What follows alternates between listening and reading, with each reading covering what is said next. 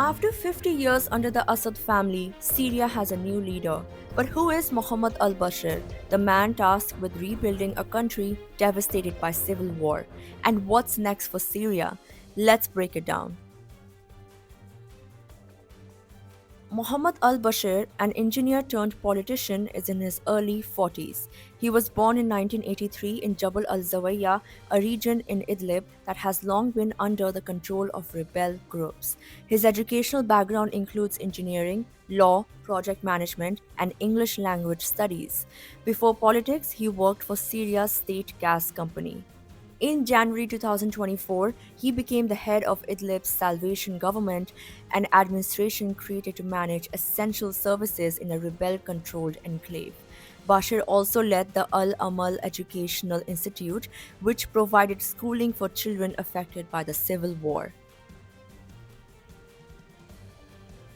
The Assad regime fell after a rebel offensive on November 27th captured key cities, including Aleppo and Damascus.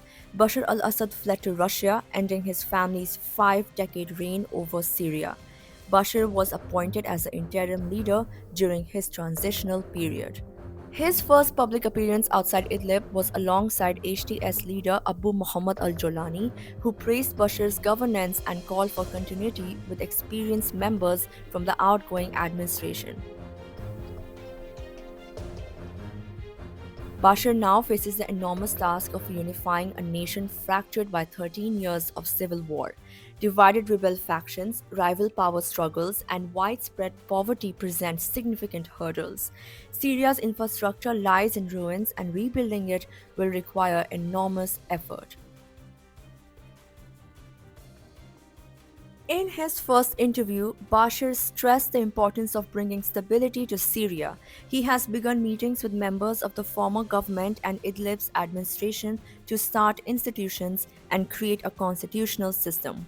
Bashir's transitional government has a 2 month mandate with a March 1 deadline set for its tenure.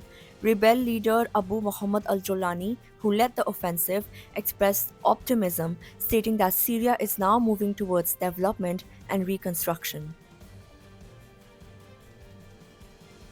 Bashar al Assad's departure marked the end of nearly 14 years of civil war.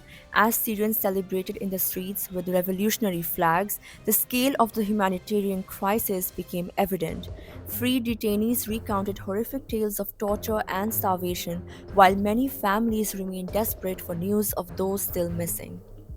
The United Nations insists that whoever leads Syria must hold Assad and his regime accountable for war crimes. The task of ensuring justice for the victims and rebuilding the nation now lies with Bashir's administration. Reconstruction, unity, and governance remain the key priorities. While rebel factions have pledged to work together, their divided loyalties pose risks.